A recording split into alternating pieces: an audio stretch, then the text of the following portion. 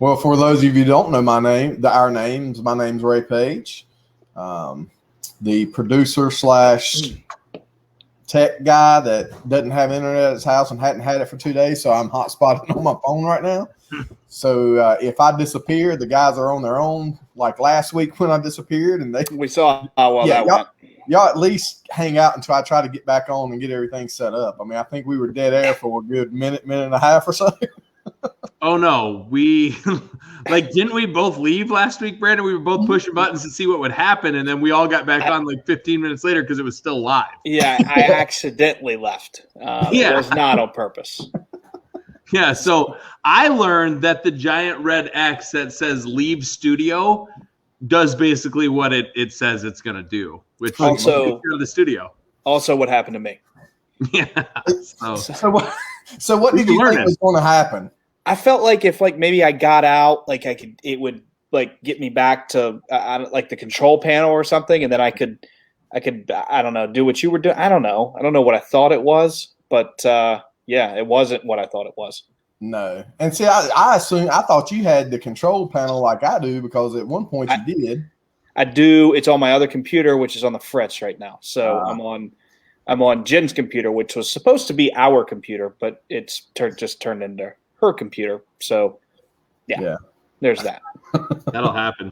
Yeah, no doubt. Look, my computer's always seemed like Mackenzie comes up to me the other day. I've got this old MacBook Pro, like the 2012 model. It's big as it's huge, weighs a ton, and that kind of became hers when I got my new one. And now she's all like, "Dad, this thing's getting slow. Can I just have yours and you get a new one?" I'm like, No, you got this coin to buy another one. We'll get you another one. But Jen had a MacBook Pro and cracked her screen and all that, so we got her this one, and I'm sure it'll last, I don't know, another 2-3 years, and then we'll be off to get another one, because that's what we do.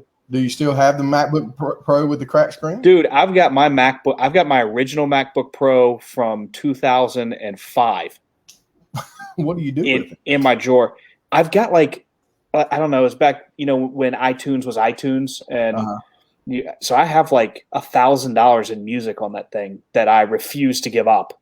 So I literally just use it for music. But it's in your cloud, so you don't have to have it on the computer. I don't really mess with the cloud, man.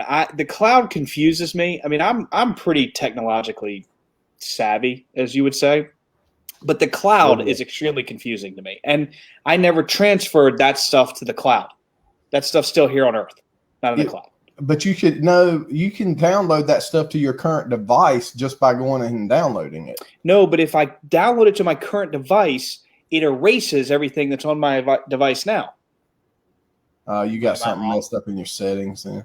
I don't know, man. Well, that's the end of tonight's podcast. I just love to have these conversations.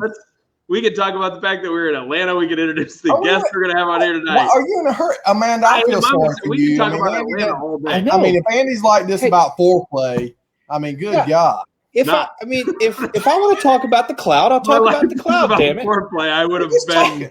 We're just talking, having a good time, Andy. Me and Divers are working through some stuff. You just keep, I love it.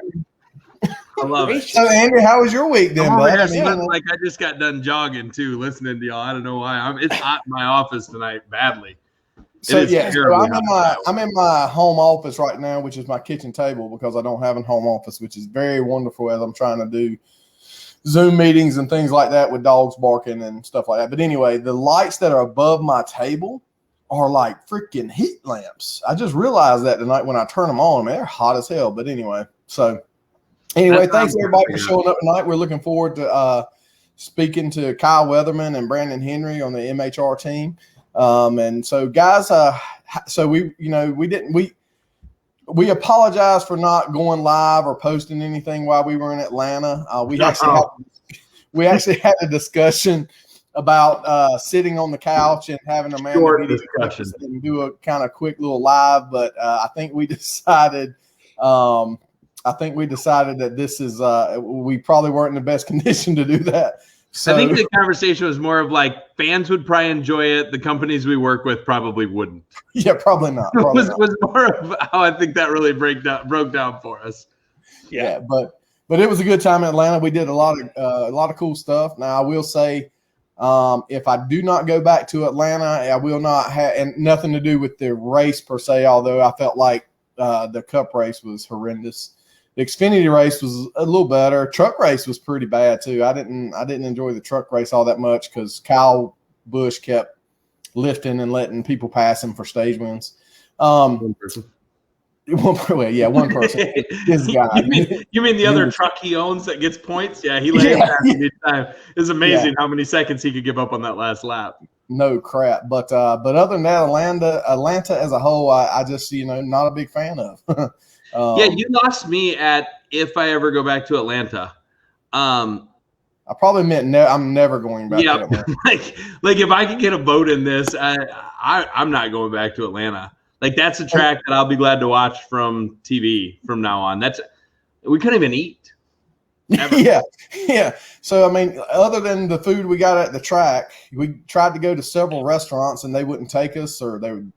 I booked a reservation for Saturday night, and they said they could seat us at 8:30 because the kitchen closed at 8:45. And I'm like, I'm bringing 10 people in there, and this wasn't any like $8 plate place. This was a pretty nice place, and I'm bringing 10 people in there, and you won't hold the kitchen open for 15 more minutes. That's kind of threw me for a baffle there.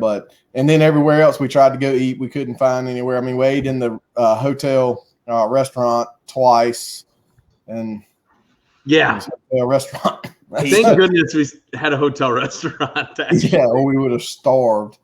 But it was just crazy. And something else was like just the customer service in general from people from where we were at. There was none. Like when I checked into the hotel, it was like literally the lady's like asked me my name. She like put the keys in the thing, tossed it at me, and I'm like, "Hey, here's my Hilton number." She's like, "It's not going to do you any good," and turned around and walked away. Pretty much. Yeah. Laughing because it's true. It was so bad. It was so the worst bad. experience at a hotel. Like I've never She's like, "Oh, I'm sorry. Forgive me." She did say, "I'll give you 2 bottles of water." Oh, they didn't even offer me water. Now I'm mad. No, I'm certainly not going back because I could have used water badly. Oh, yeah. We didn't have a stopper in our sink. There was a hole drilled in the shower, like chest level, which I don't know. Yeah, you and Amanda were pretty much set that there was a camera in there. Y'all both. Amanda was convinced. I didn't care. I'm like, if somebody wants to see this fat boy shower, then sorry, you should have tuned into this channel at this time. But it was certainly awkward, and I can say I think that's the first bad experience I've had at a Hilton, though. Honestly, I stayed there a couple years ago, and it was pretty good. That was exponentially worse. Yeah, I didn't expect it to be the best Hilton of all time, but I liked it. I liked the review. I'm sorry, I like the experience I had last time. I don't disagree that you're well justified in whatever review you left. That was absolutely atrocious. No, I will say this. It was my anniversary this weekend. 22 years. Me and Molly. Saturday was my anniversary, so got in there Friday, and I was like, my wife's not a big race fan, right? She goes because I'm there and she loves me and wants to support me and this, that, the other, but she could take it or leave it, right? No big deal to her. She came for the entertainment. Well, that too. I mean, but she's like, "Oh, well, yeah, great. I get to go watch a race on my anniversary." Not what she wanted to do. Like we're driving down and we drive down 95 and we take 20 over, and at 20 you can go left and go to Myrtle Beach, or you can go right and go to Atlanta. She was like, Myrtle Beach is only like an hour and a half that way, right? I was like, yeah, that's probably true. I would vote for a track there and never go to it. There is a track there. There is a track there, yeah. Ooh. Yeah, it's a short track. But they're not running right. They're not running. They closed down last year. But so Friday night, I did I went and I got a really nice restaurant, and we went and ate, and the food was great. Service was great there. It's just you guys. I don't know what happened. When I got hooked up with y'all, we couldn't get – I don't know. We couldn't get service. We couldn't get I got a 2-pack of frozen White Castle hamburgers from a gas station that was questionable to begin with. But I was really psyched about the White Castle hamburgers, and I thought that we had a microwave in the room. Did not. I left those. I left those right in the fridge. Do you want to know where the microwave was? On the counter. It was on the front counter, the check-in counter of the. So Saturday night, we made the reservations. They called me and tell me that we have to be there about 8:30. So we're getting out of the racetrack, and we're just hauling tail trying to make these reservations. And Molly and Amanda are texting back and forth, and Molly's like, "We're not going to make it. You know, why don't we just need to figure out somewhere else to go or do something else?" So we decided to go to the hotel. Well, we go to the hotel, and we're like, "Oh, there's a Malone Steakhouse down the road." And what time? It was like 10 o'clock. No, it wasn't even 10. What was it? It was like 9:30. Yeah, it was like 9:30, right? Yeah, time was a little blurry. 9:30. So we jump in. We call it Uber. This is great too. So Brock calls it Uber.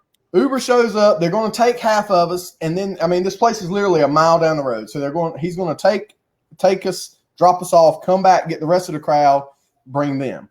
So he drops us off. He takes off to go get the rest of the crowd, which Andy and I think Brandon, you were in that crowd too, or you disappeared. No, Brandon you disappeared. It was me, Bobby, and Amanda. Yeah. So. And we'll find out why Divers disappeared in a minute. I still don't know why Divers disappeared Saturday night. But so we go and we walk in and we're like, yeah, we got a party at 10. And the guy literally looks at me and goes, yeah, we can't do that. We close at 11 and it's an hour wait. I was like, oh, cool. So like we can wait an hour, seat at 10:30. He's like, no, we just can't do it. I'm like, what? So I'm pissed at this point. Right across the street is a TGIF. Right. I thought it was Ruby Tuesdays. Ruby Tuesdays. One of the two. I can't remember. Yeah. So, like, I looked at Brock and I'm like, I'm going over there and see if we can get a table. So, as I'm walking over, I see there's like a group of people at the hostess stand. And I'm like, man, there's a big wait over there, too. So, I go to grab the door and it says takeout orders only. So, we're like, all right, let's just go back to the hotel, order pizza. Let's just find pizza or something. So, I call Andy up and I'm like, hey, are y'all in the Uber? And meanwhile, this Uber is a 1988 minivan. Like this is what they use for like the Hollywood terrorist movie type of van thing. It is what it is at this point. The experience has not gone well, and so I am getting into the far back of the Uber while Amanda and Bobby are starting to get into the van as well. My phone rings. I look down. It's Ray, and I answer it because that's what you do. And he just says, is the Uber there yet? And I'm like, yeah, he just pulled in. And he upset, like aggressively yells, don't get in the Uber. And I'm sitting in the back of this van, which is already sketchy to start with. So needless to say, getting out of the van and wondering why I was in the van was quite the experience to have in Atlanta. Yeah, well, I was pissed at this point because I was hangry, number one. And number two, this whole fiasco of everything we've tried to do, like we just keep getting shot down. And the rude ass people in Atlanta, right? And so I call Andy, I'm like, hey, is the Uber there? He's like, yeah, I'm getting it. I mean, he's all happy. Yeah, man, getting in right now. I'm like, do not get in it. Get out. Yeah, get out. Don't get the Uber. Get out. Don't get it. Get out. Don't get in it. It's like, what? Just don't get in it, man. Tell him to come pick us up. Yeah. So the guy comes back and picks us up, and you can tell he's not happy, right? I mean, he's just running back and forth, feels like he's getting, dicked around or whatever. Well, then he's pulling out of the place to take us back to the hotel and literally like almost hits one car, about runs into the side of us. The other one like side swipes us. It was bad. We get back to the hotel. We finally figure out we're going to eat in the hotel lobby. By this time, Molly's in a row. Yeah, second night in a row. And I mean, it wasn't good bad food, but it wasn't good food. It was food. It was on the downside of bar food. Yeah, I agree. It wasn't unedible. It wasn't terrible. I would put it up against like frozen pizza. It was the difference is I would say the frozen pizza we could have cooked ourselves and got 35 minutes faster. Yeah, but true. Comparable. So we go down to the restaurant. We order. It sucked. It sucked. Molly actually said that burger she ordered was great. She said that burger was great. Oh, see, I didn't eat a burger. Yeah, but so it was her anniversary. You had to take care of. Look, I'm done with this. She's had her fill. She went up to the hotel or to the room, and I was like, so we're sitting out. Text. I said, hey, you want to come down and eat, or you want me to bring you something? She's like, just bring me something. So we brought her the burger. But getting back to the microwave on the front counter, so I took Molly her food up, and then I was coming back down to wait for mine and eat, and I've come back down, and there these two girls walk out of the room, and they've got plates of, I don't know what it was, food. It was their food, but I couldn't tell you what it was. I'm like, why are they walking down the hall with plates of food? They didn't have any forks or nothing like that. So they get into the elevator with me, and I'm still like, what are they doing?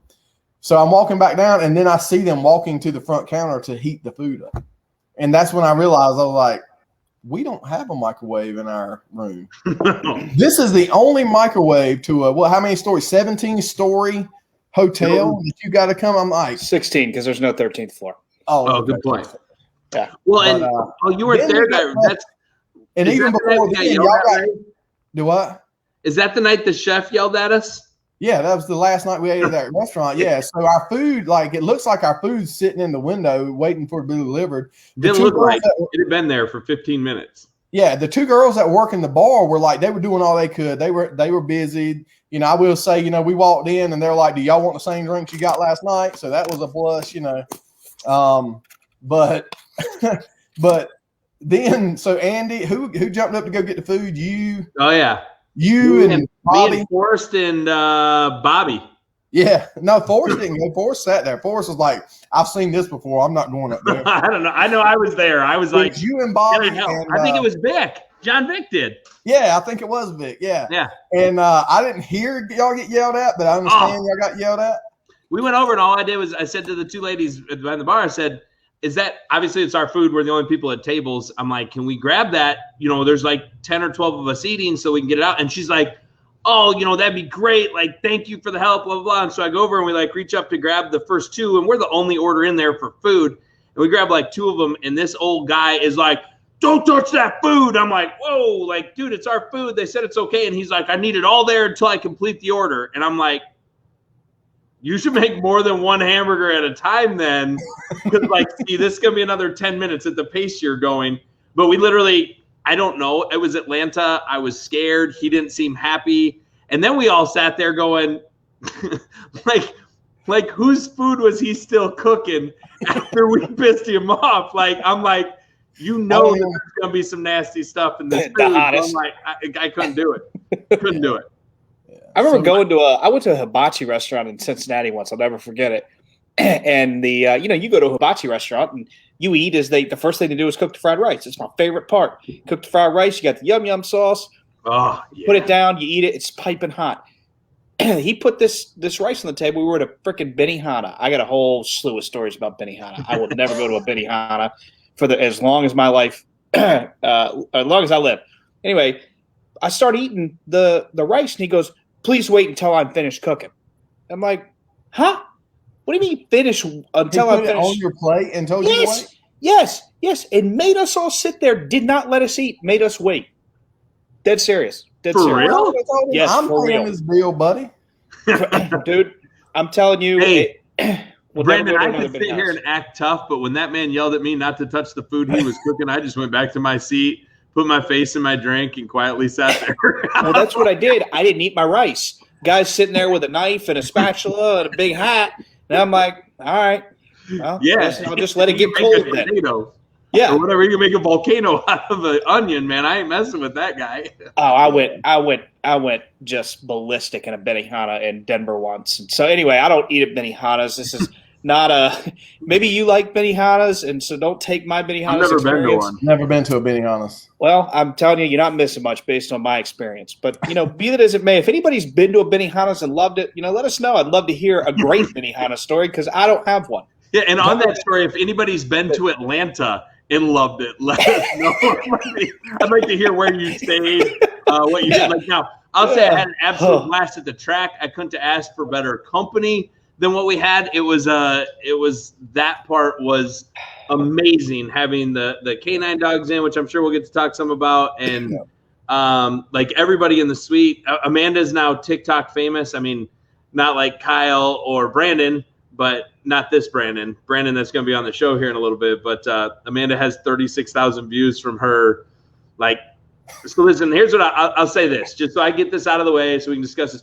Amanda has a thing that when I get to drinking, I don't pay attention, and like I say stupid stuff that I don't remember. And I've openly disagreed with her. I mean, sometimes I do some stuff, but I'm pretty with it most of the time. And I didn't think we had that much to drink on Sunday.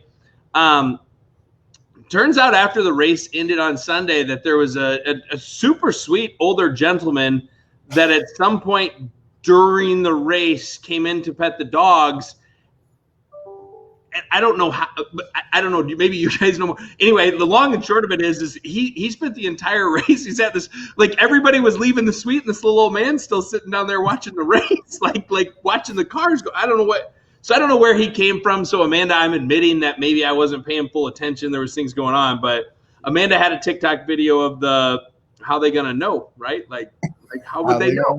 How would they know? So she TikToked that, and it's made it to her most exciting level of like 36,000 views. And we're gonna have people on here who have millions. I don't know how it works, but I know we're gonna have people on here with millions. We have people there that had millions. Like, it's awesome, but it's cool because I mean, yay for her too. Yeah, for sure. But yeah, so the long and short, does anybody know who that guy was yet? Or does anybody know who let him into the suite? Or so all I can tell you is I saw him and he was looking at the dogs, and I don't know who he talked to, but it was kind of like everybody had their back turned, and he like came in, and I saw him, and I thought like maybe somebody else knew him, and so I didn't really say anything. And then how would they know? How would they know? They'll never know. All this time goes by, and then I look down. This guy is perched up, just straight. Okay, invite him in to pet the dogs. So Maxine invited him in to pet the dogs. She said. And he was interested. At some point, we discussed with Maxine. And he was interested in the dogs.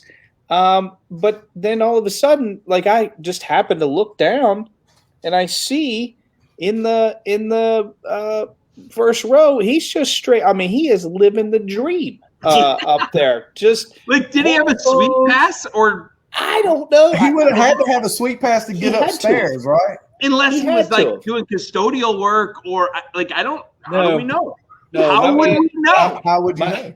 My man was there to straight enjoy the race. I'm telling you, if he wasn't forced to get up and leave, he would have sat there and watched the haulers drive out that night. I don't have a single question about it. Well, and here's what I'll say.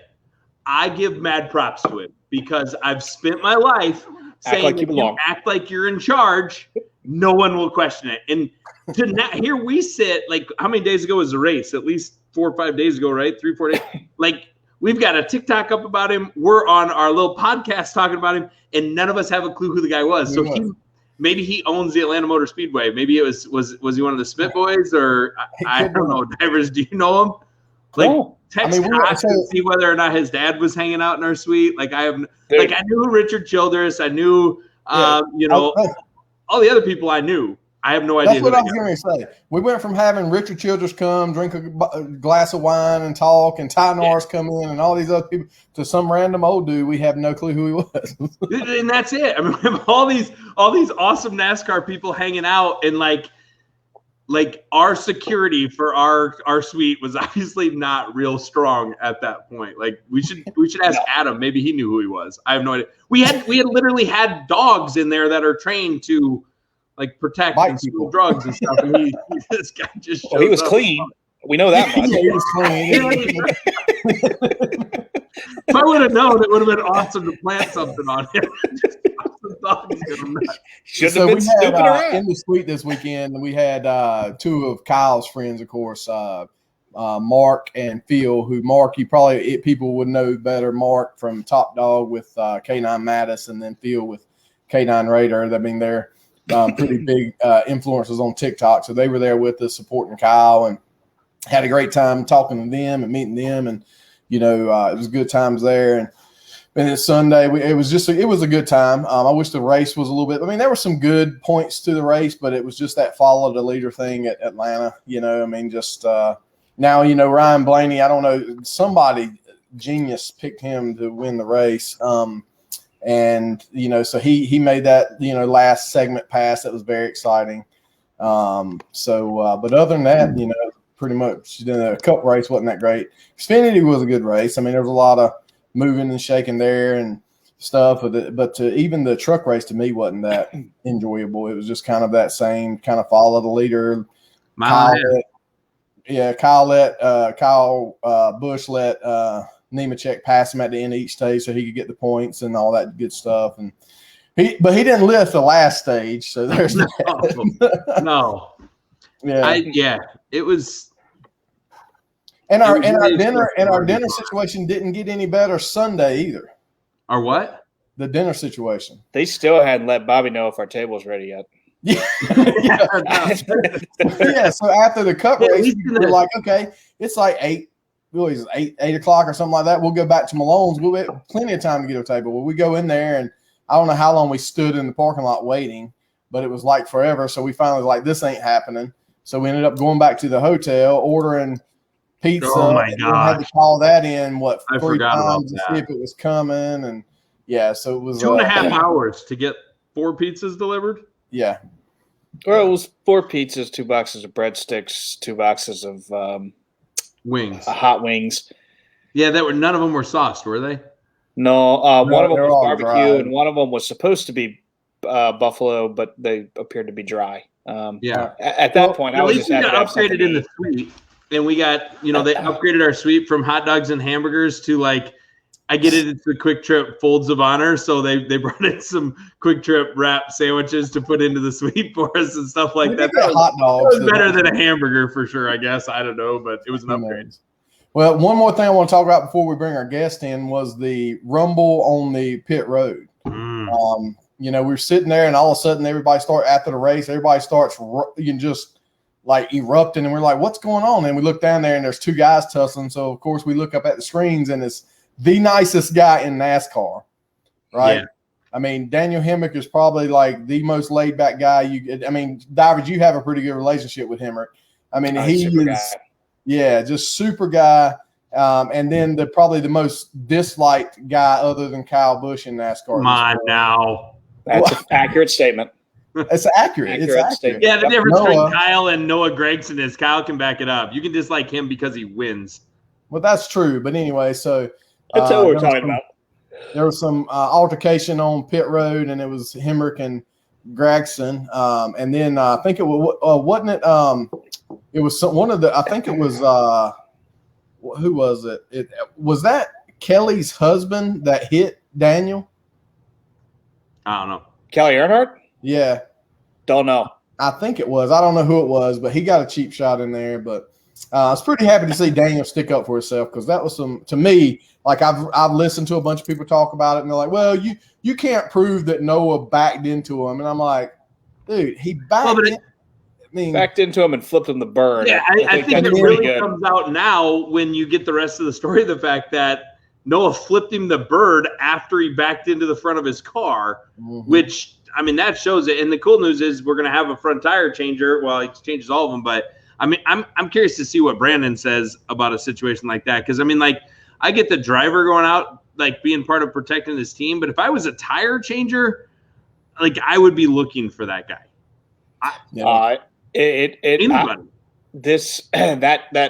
Twitter thing I sent earlier, where they're like, were you looking for a conversation or were you looking for a fight? Well, when my man backed into the front of my car and then flipped me the bird, I pretty much had my mind made up what was going to happen. I at least wanted to let him square up since he didn't come. Coming for the. I was like, that's freaking awesome. Are you kidding me? I loved it. I think that Daniel stating the fact that he wasn't pushing him, he was grabbing him to turn him to look him in the eyes before he beat his ass. That is a win to me. I don't know. I've always been a little bit of an 18 fan, but now I'm an 18 fan on both levels, both series of NASCARs. Daniel Hemric, always thought he was a nice guy. I've cheered for him, but you earned a fan. It isn't anything against Gragson. It's just when you make a comment of, I only grabbed him basically to turn him so I can look him in the eyes before. I'm not going to throw a cheap shot. That's awesome. That's awesome.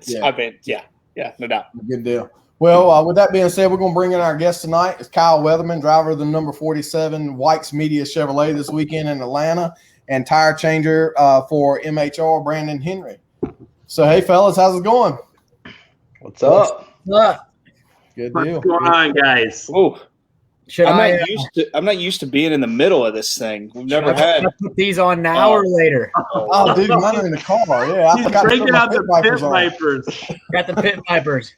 I don't know. I think the highlight for Amanda, I have to. Oh, what are you doing, Ray? I'm trying to see if I can get a better picture. Y'all just keep talking. Yeah, we just want you guys to know that, like, we don't do this for a living at all. But, like, I don't know, but you've got to make not Brandon Divers. You've got to make Brandon Henry the main screen so Amanda can see his shirt. Amanda, I know you're watching. Brandon's shirt is the greatest thing in the world. It says Throat Punch Thursday. So so that's a big thing in our office, and I just think that's amazing. So welcome, guys. We are there. It is. There it is. Gosh, that's what I look like. So guys, thank y'all so much for coming up or coming on tonight. Just kind of wanted to get you guys on and talk. Like, you know, we had you guys scheduled for last week, and some stuff come up you guys couldn't get on, so we want to make sure you're up here this week. And it's a great opportunity to talk about some stuff like what happened on pit road this weekend with Noah and Hemric, and you know, because here's the thing, right? To me, jumping, you know, these pit guys, they're, you know, jumping out of cars that are running anywhere from 45 to 50 miles an hour down pit road and hoping the brakes are going to work, you know, when they're coming in. And so you already have that piece, but then when you got idiots that are, you know, backing up into the other car, I mean, he had no clue if a guy was running around the front of that car or anything like that. So, you know, that was concerning to me. I think was the biggest thing about that whole Hemric Gragson deal. He could have really hurt some, you know, drivers, whether he did it on purpose or not. Right. I mean, you know, I don't think in any sense of the idea he wanted to hurt anybody, but you can't do that type of stuff on pit road with what's going on. Right. I don't think so. I mean, I've always kind of grown up, kind of been told to kind of treat others with respect how you expect it, right? You know, so and they might have had an altercation on the racetrack or something like that and brought it to pit road. I mean, obviously Daniel missed his box and had to back up, so you know Noah was already kind of behind the 8 ball there, but you know, he's obviously kind of definitely been on the cocky side and kind of acts like he owns a lot of the stuff, but you know, just like I said, I've always kind of been grown up and taught to, you know, respect other drivers and crew members and people around you, kind of how you want to be treated as well, you know? Yeah. Yeah. So Brandon, as a crew guy, man, when you see stuff like that, like what goes through your head? I was actually surprised they even brought up the fact that he almost pinched the dude. But I mean, I guess for me, a lot of us don't think about that sort of thing. That's why they kind of scattered, you know, when he did come back too far and hit him. But yeah, I mean, I don't know. I think if you're going to do something like that, if I were in that tire changer's position, he probably would have had somebody besides Daniel gunning for him. But at the same time, I probably would have been a little more. I say that sitting here, but in the heat of the moment, I probably would have held back and let Daniel handle it, because there's a lot that circulates. You know, people saying crew members shouldn't touch drivers, and I agree with that. But yeah, there is a line, you know, I believe. Yeah, that's one thing too. That was one thing too. That was a big discussion this week. I heard a lot about was how, you know, Daniel went down there to handle Noah. Well, as soon as he got to Noah, that, you know, I mean, Noah's crew guy, man, that dude, he was huge, right? I don't know who it was that grabbed him, but he grabbed Daniel around the neck and like went to yank him, which gave Noah the opportunity to swing. And Noah was swinging for the fences. I mean, he threw it. And then, like, here comes what's the guy's name, man? I've sat in the office with him before talking about stuff, and I can't think of his name to save my life. But it's Kelly Earnhardt's husband. I can't remember what his first name is. But he was the one that threw the backhand and hit Hemric in the face. You know, and so it's like, as like crew guys, I mean, what are y'all told? I mean, like I've heard that before too. Like crew guys don't touch drivers, because I think there was a big thing last year or the year before where a guy horse collared Denny Hamlin, right? Yeah. So I mean, as you, like you just said, you know, you're taught to stay off that guy, right, it's the heat of the moment, right? You know, Kyle's your guy, your driver. When you're pitting his car, you want to protect him and you know, try to let you know, cooler heads prevail. But in that situation, you know, what do you do? It's hard to say. I mean, if Kyle's going to get in a scrap with somebody, then that's his deal.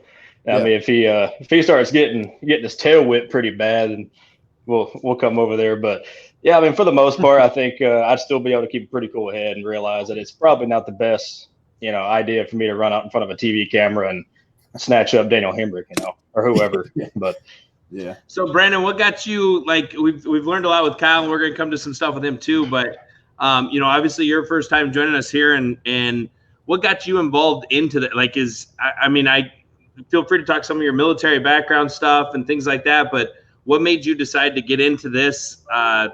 You know, tell us a little bit about your history. Well, I mean, yeah, I joined the Marine Corps straight out of high school, and I went to Uh-oh. Talk about fun luck. He got that Ray internet. Yeah, no, that's not mine. Like, everybody's still moving and talking. I got you guys. Well, while we're waiting for Brandon to come back, Kyle, why don't you tell us Brandon's history? No, I'm just kidding. Yeah, I don't know. I mean, he's I mean, honestly, just from what I know about him, I mean, he's an amazing guy. I appreciate everything he's done, you know, for our country, right? I mean, I've obviously always respected people like that, and it's been amazing, you know, what he's done there. But you know, on the other, you know, career that he has now, he's a good tire changer too, you know. So I'm telling your story. I'm telling your story for you. That was a very dramatic effect, Brandon. That's about typical, isn't it? Keep rolling. As soon as I start talking, right? Yeah, start back over for it. So yeah, joined the Marine Corps out of high school. I ended up deploying to Afghanistan in 2014, and the reason that's a big point is I was sitting in the USO tent up there in the middle of Camp Leatherneck, watching Talladega. It was the only thing on, shockingly, you know, which you wouldn't think that'd be the case, but I watched that. I started thinking when I was there, I was like, what am I going to do after I leave? You know, because I don't plan on doing this the rest of my life.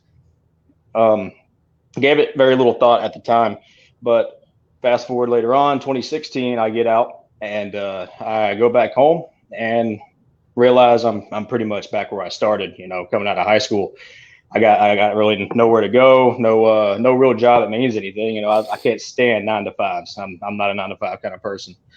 But here I am working this warehouse job, and was talking to my little brother one day, and he's like, "Well, what do you like to do?" It's like, I don't know. I've been a big NASCAR fan since I was a little kid. My stepdad took me to Talladega in 2000, I believe. Bobby Hamilton won that race, and I got hooked. Well, I kind of abandoned it when I went to the Marine Corps. You know, I didn't watch it. I used to go every year to Talladega. That's where I grew up. But I started doing some research and found the NASCAR school up here, like a lot of guys do, and decided I was going to pick up and go. You know, and I was dating my now wife, Shelby, and I was like, you know, I really want to go do this, and we were getting married, so it didn't influence the decision to get married, but we got married, and I was like, you know, I know we just got married and all, but I want to pick up and move to North Carolina. And she said, that's crazy, but okay, why not? You know, we'll give it a shot. So I came up here and started, went through the school, started networking, met a lot of interesting people, you know, ended up at Excalibur Pit School. That's where I worked for a couple years, just changing tires, you know, on the fly. It was kind of an independent contractor deal where we work at this agency and we train with our buddies. We get put into teams, you know, depending on who we perform best with. You know, chemistry is a big deal in pit crew, and that's something that we try to stress a lot. You guys have to be able to work together really well, get along. And eventually I ended up working. I did a whole lot of truck stuff when I wasn't ready to move up. And last year I pit the 47 at Talladega, so that was kind of a big deal. It was my first Xfinity race, and it was Joe Nemechek driving that car then. when Kyle wasn't full time on it. So I pit there, and I was off and on for a little while. I pit for Mike Harmon probably 6 or 7 races, I believe. And I kind of the team started really growing on me, you know, how they, what they do, how they support law enforcement and veterans and whatnot. And I met Karen Marinera, however you say that. And we just say ended up, yeah. she got me kind of hooked on the team. You know, I mean, I was really wanting to get more involved. And towards the end of last year, I had hurt my wrist, so I had to sit out for a little while. And I wanted to get more and more involved. So in the off season, we did a little photo shoot with Kyle and did some TikToks and whatnot with Mattis and Raider and their handlers. And that's when I kind of made the decision that I was going to move away from the whole contractor thing and try to get on full time with this team, because like I said, chemistry is a big deal, and the team and what it stood for, I kind of connected to that really well. So. Very important question here, Brandon. You're, I assume you're from Alabama? Yes. Whereabouts? Leeds. It's okay. just east of Birmingham. So Alabama or Stop Auburn? It. Alabama or Auburn? Do I have to say live? He's a Clemson fan. Yes. It depends on your answer. Oh, here. no. Get out. Roll Tide, man, all day. Oh. Hey, but my wife is an Auburn Tiger. She graduated from Auburn, so what's that like? do with that information what you will. That hurts. You just want to kick both the Brandons off? This is all right. I like Kyle. He's our new host. I agree. Let's just good talking to you. Until then, it was an interesting story. The Brandons know well. We know how to win. I agree. That's what it's all about, boys. That's a good name. So Brandon and Kyle, maybe, Kyle, I know I've seen TikToks where you've done it. And I think we'll talk about TikTok obviously quite a bit. But so Kyle, I mean, obviously I've spent more time talking with you and met you more, but like as a driver, you've obviously worked on cars and stuff. Have you had opportunities to like do what these guys do with changing the tires and like understanding what it takes? Like I'm really curious of what all goes into that and how it's obviously difficult, right? I've tried it once. Yes, I have. And honestly, I'd like to kind of try. I probably couldn't even jack up the car, first of all, or lift a can. So I'd probably take those two out of the equation. But, I have tried changing tire. It is harder than it looks. I promise you. It is harder than it looks to hit 5 lug nuts on and off and run around and do it again. It looks easy. It's not easy. It's not. It wasn't bad from the video I saw. I was there. I'm terrible. I'll admit it. See, that's why I like iRacing. I don't have to do that. Yeah, we got to drink to that. Yeah, so Brandon, like when you got into this, then because as Kyle just said, he can't be a gas man, and he can't jack the car up. Fortunately, he can drive. Fortunately, like did you tire changer? Was that kind of the goal, or did you work your way through all the positions to find where it was? Like how do you figure out what you're good at? Well, really, I got when I first showed up, they said, well, he looks like a tire carrier because I'm smaller, I'm lower to the ground, I guess wider than what they would say the typical tire changer should be. And so that was what they slotted me to do. And I mean, honestly, I wasn't very good at it. I'm still not. I mean, I can do it if I have to. But after I got a pit gun and started trying that, it just, I don't know, it felt right, and to what Kyle was saying, guys like us cannot gas the car. We can't jack the car. It's something that would take us so long to do. Jackman, it takes so much leverage, and throwing around a lot of body weight. And gas guys, we're physically not tall enough to do it. Most guys that are 6 feet tall have to stand on their tiptoes, to get the gas nozzle plugged in with the car jacked up on the left side. I can't even get it up there if it's jacked up. That's something I've never thought about. No, never. I've never thought about like the height of it plus when it's jacked, right? Yep. Yeah, so I never thought about. Yeah. So asking for a friend, hypothetically, if you were, let's say, 5'10", about 215, 220 in the evenings, and what would you say that particular build would be on a pit crew, hypothetically? And it's probably more like 230, 235. I'd definitely say a jack or a gas man. We have a lot of really big tire carriers. You know, those things are heavy and they sling them around pretty good. So you want to give your shot at that, or your friend wants to give a shot at that. I gotcha. Just curious. I was hoping he'd be like, you're going to be like the tire changer or the tire catcher or maybe a tear off guy. I was saying, I want to be the guy. I want to be the driver comfort guy where I go in and handle a bottle of water and pull a tear off. That's me. You're the Pedialyte guy. Yeah, the Pedialyte guy. Hey, that's important, man. We don't have one of those guys. Whew. What was that, Kyle? The liquid IV. We don't do Pedialyte. Liquid IV. That's right. Exactly right. That's right. Liquid IVs are That's right. Come on now. I do Pedialyte. Do I need to swap over? There we go. Do I need to change over? Is this a sponsorship deal or something? We're working on it. We'll let you know when you need to change. we'll let you know when it's time. Yeah. So, like on one of the things you said is being the guy who brings stuff to drivers. Are they doing that? Do they not allow? I've wondered this before, but like, can you reach out with a pole to, like, Kyle, when you request water on the radio, or anything? Can they reach out with a pole and hand that to you, or how do they, like? Is there actually another person who has to go over the wall to hand that in? Yeah. There's a driver comfort guy. So normally, and the only thing he can do is water bottle tear off. So just so it doesn't affect the pit stop. Now there are some teams that sometimes a jack man or whoever's kind of done first can reach up and grab the tear off. It's not like it's illegal or anything, but most teams just kind of have a driver comfort, driver service guy that goes over, water bottle tear off, and has to jump right back over. Okay. Brandon, that may be where your friend can start. You're in. Yeah, your friend's in. That's a good idea. Yeah. So Lane wants to point this out, divers, before you go jumping over and in front of cars. He just wants to point out that you blew your knee out playing softball. Might be able to sit on the pit box without getting hurt. All right, well, first of all, I was beating out a double. And I'd had some trouble with that knee leading up to it. But this thing's good as new now. So, I mean, I don't think I'd have any problem with it. So leading it, one of the things I was going to ask on it was, I don't know what she just said, but yeah, well, I was going to say, I did, and I wish I didn't. Your thoughts on the single lug nut change for next year on the Cup cars? I guess I'm not going to Cup.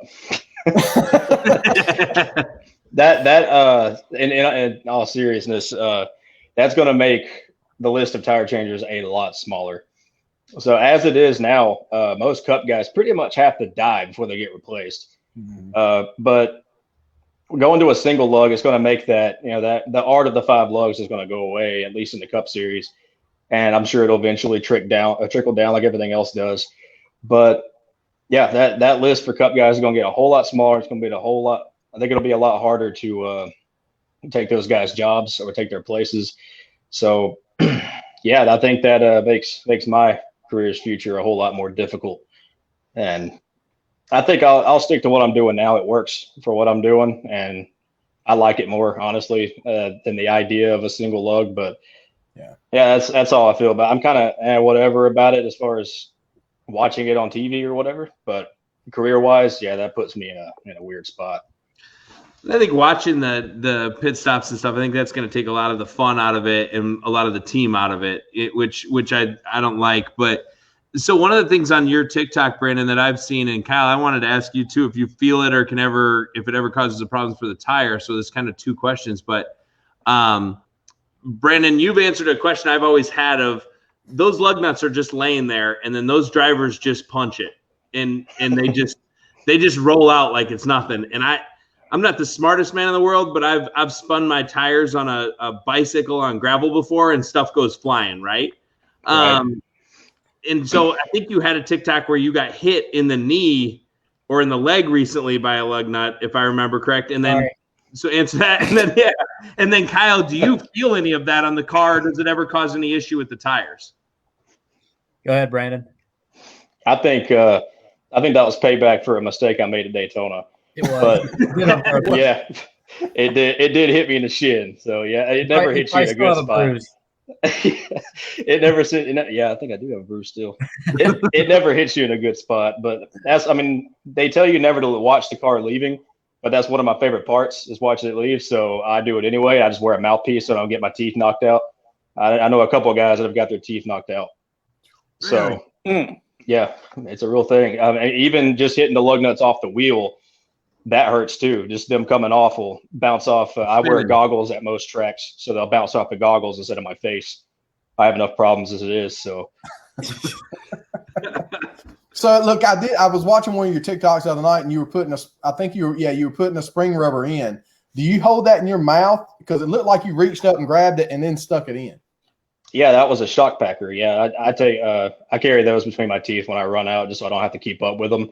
Yeah. And my teeth usually end up hurting afterwards because I grit my teeth the whole time.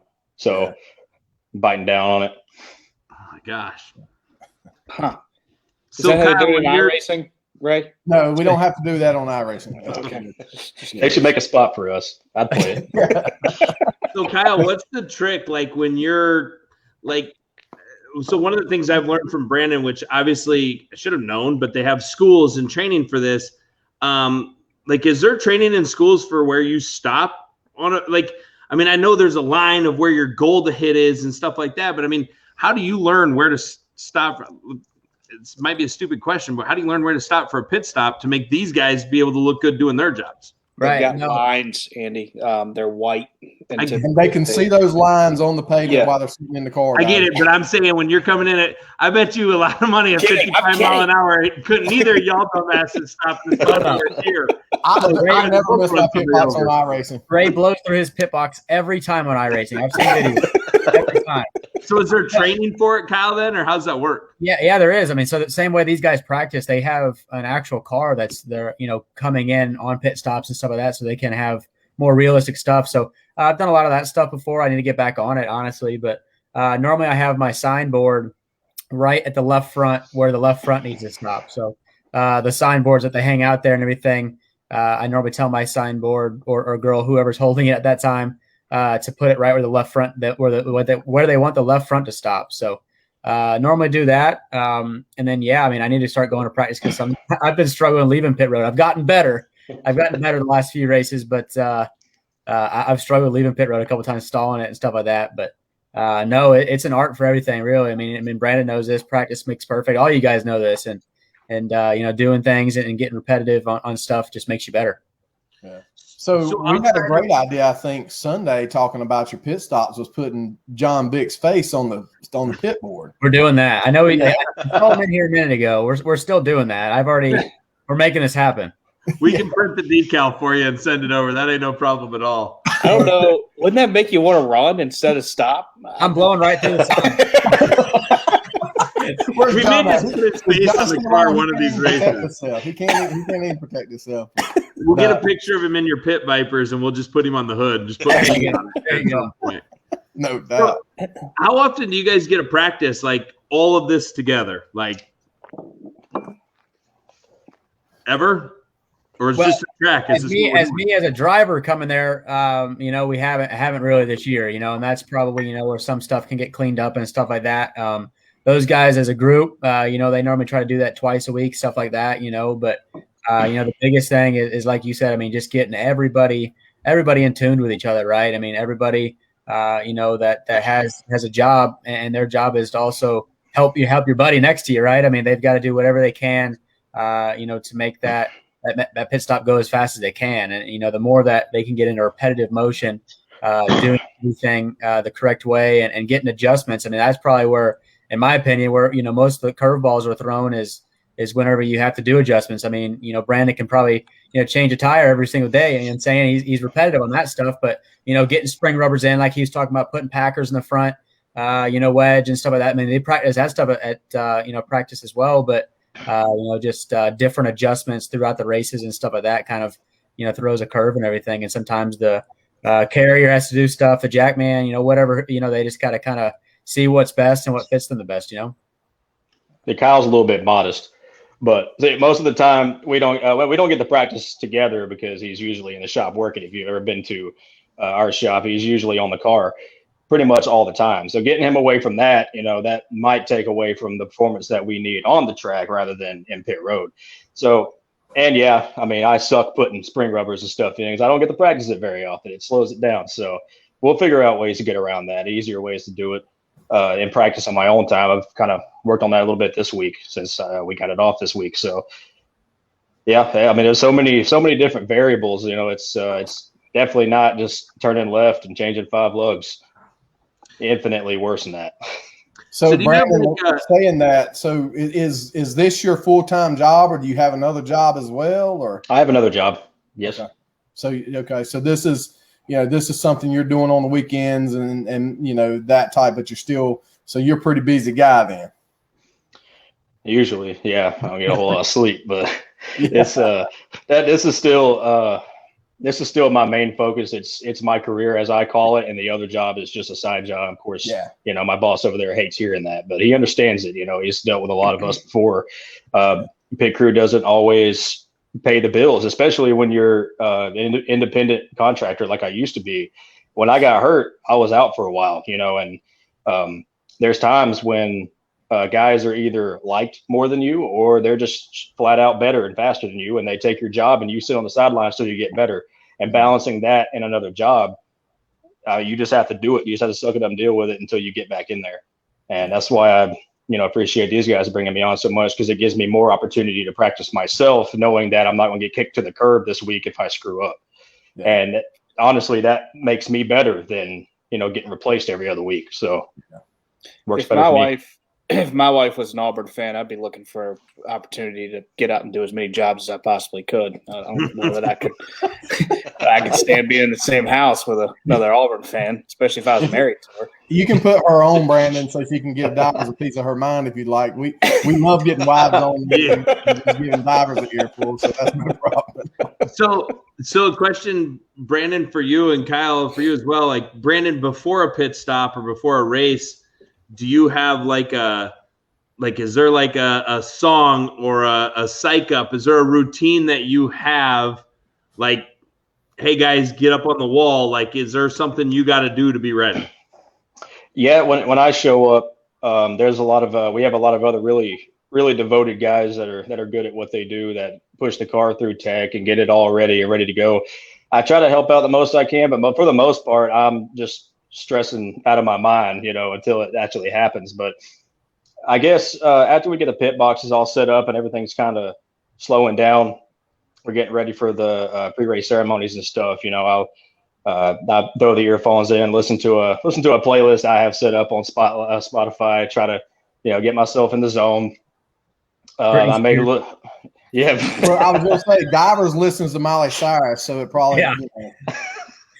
Yeah, I got a little trainer that gentleman at the shop helped me make, and it helps me practice my lug nut pattern before we actually go out. Because even just a couple, you go to sleep and wake up in the morning, you're going to be more inaccurate than you were the day before. It's just part of learning to be accurate at something. So I try to get some repetition before the race, and then I say a little prayer, because if I didn't, well. I don't want to know what happens if I don't. Yeah. But yeah, I have a little routine. I don't always stick to it. Sometimes we're, just balls to the wall, crazy, trying to get everything ready. But no, yeah, that's about my routine for the most part. So how about you, Kyle? Do you have what's a pre-race? Mine's actually somewhat similar. Just really, obviously I spend all week trying to prepare for a race and stuff like that, getting the car ready. Watching film, watching, YouTube stuff, whatever we can do. Ray's favorite thing, iRacing. I definitely do that on at nights when I get home. But, other than that, honestly, right whenever I'm at the track, I just do my best to kind of relax, get my mind set, and, kind of just mentally prepare and stuff like that, So I do my best to, and I'm kind of like, I guess, like Brandon and probably all you guys, right? Kind of can overthink stuff and get, thinking before stuff even happens kind of thing, to kind of just do my best to kind of just get level headed, get everything right and be ready, but staying hydrated, stuff like that. And, really just hanging out with the guys before the race starts. So Kyle, tell these guys how important iRacing is. They give me crap about it all the time. Always joking. Tell them how important iRacing is. iRacing is nothing like real life. It is way off. I'm kidding, Ray. Worth every penny, Kyle. No, all seriousness, obviously, iRacing scans the track. So, I mean, the track itself that we're on, every bump is there. For the most part, the signs that are on the walls are there. So, visual-wise, the most important, right? So, that's the most important for me is just even for COTA that we're going to this year, COTA and Texas in a couple months. I've never even seen the racetrack, right? So, I've been on iRacing the past couple nights. Just trying to get the visual and stuff like that. I mean, that's the biggest thing. I mean, I don't know if, Ray, you've been on COTA, but I mean, going up in turn one, going up that turn one, it's going uphill and you can't even see the corner before you're actually there. You know what I'm saying? So just getting that visual before I go there is huge. And how the cars drive are somewhat similar in ways. But no, I mean, really just in my opinion, the biggest thing for me is just the visual, especially, like I said, I mean, the one that I've used the most, this year for sure is going to COTA. And even Nashville, stuff like that, so just trying to get visuals and see what's, what the track's layout's like, really.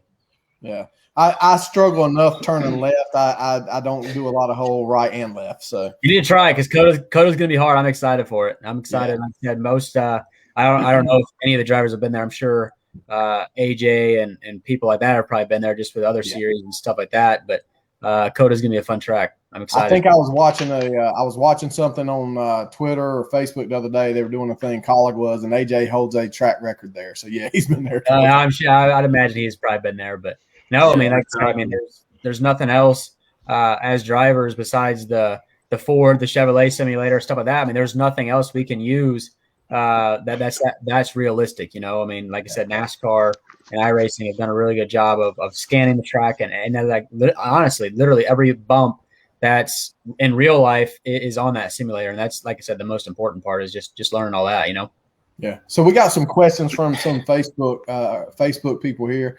So John wants to know, how do y'all determine what set of tires go on? I know that's probably a crew chief, but I mean, that's just basically, what are you looking at there when they're deciding which tires you're changing to? So all of them are the same.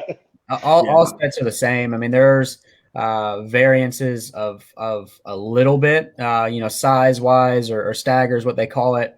But with these sets of tires that Goodyear supplies, I mean, they vary so little. So when we buy a set of stickers from Goodyear, I mean, realistically, like I said, I mean, we'll put them in sets to match them to where the stagger is perfect or where the crew chief wants it. But when I say a little bit, I'm talking about millimeters. I mean, it's small difference. So realistically, every single set of tires that we buy, obviously lefts and rights are important. But as long as you get that right, I mean, for the most part, the set of tires itself doesn't much matter. But we will buy 3 or 4 sets of tires before the race starts and put them in sets that match the best. And then after that, we just have set 1, set 2, and set 3. They're all lined up on pit road beside the box. And once set 1 goes on, you move set 2 up, kind of thing. So is kind of how that works. So it's not like of course, like short track racing is a little bit different, right? Because the tires my brother-in-law used to run late models, so we get a set of tires and we go through the barn measuring them before we ever buy them to try to get. Y'all don't have to worry about that. Like you said, they're pretty much a standard. That there's such tight tolerances and those type of things. Yeah. I mean, the tire guy measures them. I mean, because it's important. I mean, they do vary a little bit, right? I mean, you can set it up to where the set of tires can be a little bit tighter or a little bit freer, right? I mean, so they do vary a little bit, and it does matter. And this is what makes the good teams good, is all the little details. I mean, stuff like that does matter 100%, but for the most part, I mean, they're really, really close to the same, honestly. Cool deal. So Brandon, do you guys glue lug nuts? Do they come with lug nuts glued on them when you get them from Goodyear, or you've got to glue every lug nut onto every tire? Man, I wish. No, yeah, we got to glue every lug nut on. And I mean, there's even an art to that. A lot of people that not to say any names, but I mean, there's people that glue them in certain spots that become an issue after the race. Like, say after you get the glue on the lug nut, it sits on the wheel. By the time we get to the tire carrier putting the car on or the wheel on the car, that glue stretches, so so the lug nut sits on the end of the wheel stud, doesn't fall off when I'm trying to tighten them on. Well, when you go to tighten them on like that and he runs a few laps, some of that glue gets it gets baked to that wheel stud. It gets behind the wheel. It could really be a nightmare if you can't if you don't glue it right, and that just adds to more stuff to do. Come Monday when the guys show up to the shop, it could be a headache. Yeah. So Amanda also wants to know: do you wear any type of protective vest or anything like to protect your chest because of the flying lug nuts? No, fire suit. I've never been hit in the chest, and if I have, I didn't notice it, so I guess it's not that big of a deal. But the fire suit does its job pretty well. Even padding wise, it is fairly thick. I think the only issue I've had chest wise or body wise was just a couple races ago when I think it's probably the video you're talking about when I went to go pull the packer out of the shock. I laid across the rotor and that got a little hot, but burned your glove up. Yeah, I burned the glove up because I grabbed the rotor too. So yeah, it's stuff I got to work on. So and another question too. Now I've lifted and held one of those fire suits. They're not like, what do they weigh? I mean, they're like 13 or 14 pounds, or maybe not that much. But. Maybe not that much. I don't think the weight doesn't really bother me. I just can't get one that's too big, because if I ever get a suit that's too big and it's too loose, it becomes a hindrance. Yeah. I can feel it around my ankles, bunching up around my feet and stuff. And anything that takes my mind away from what I'm doing takes away from precision, and that would cause a problem too. Yeah. So Kyle, one of the things with getting to meet your mom this weekend, she talked a lot about your backpack, and I saw Amanda put this on here. Yeah. So we got to know, because I heard that you had to take it back. You weren't able to bring it up or any of that stuff. So what's in the backpack? Like, you got to know what's in the backpack. I saw that comment. I don't even know what she's talking about. I mean, I've got. I always carry food in there. I don't know if she was referring to that. I mean, I'm always eating. He's concealing. That's what it is. I've got all kinds of stuff in there. I've got my computer, which I'm on now. I've got books that I read. I've got all kinds of stuff. I've got like 17 pairs of headphones for whatever reason. I have no idea. I've got all my. Those get lost, man. I know. I've got. She's right. I mean, it is heavy. I need to take some stuff out, but I've got these sweet pit vipers that go in there now. Yeah. You know what I'm saying? These pit vipers go in there. I've got a case for them. I got to protect those and keep those safe. These are my babies. I sleep with them. I cuddle with them. I just get. no, but for real, we're gonna have you on that call, by the way. Good job. No, but all seriousness, I do have my backpack does weigh a lot. I don't know. There's all kinds of stuff in there. A lot of food too. That's the main thing, I guess. Food. And then Bobby wants to know what's going to take to get you bow fishing this summer. I'm there. I'm there right now. I'm ready. He can go right after Vic. Yeah. I've got to bring John though. That's the only thing I promised him is any hunting, fishing type situations where I'm bringing them. So fair enough. Yeah, we can get that set up. We just gotta make a plan on it. Bobby's all for it. I'm like, unfortunately, these guys have relatively busy schedules when it comes to it. We've got a couple weeks we're working on to. I'll be talking to you about on that soon too. So yeah.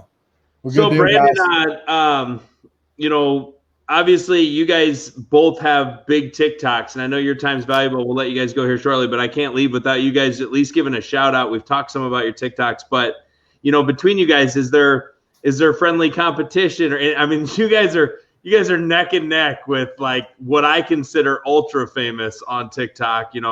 Amanda's growing her fame, but you guys are who we look up to.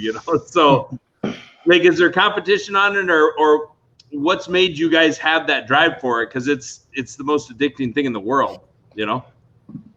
I think there's not. I don't think there's any real competition. I think Kyle's going to pass me and then blow away after that.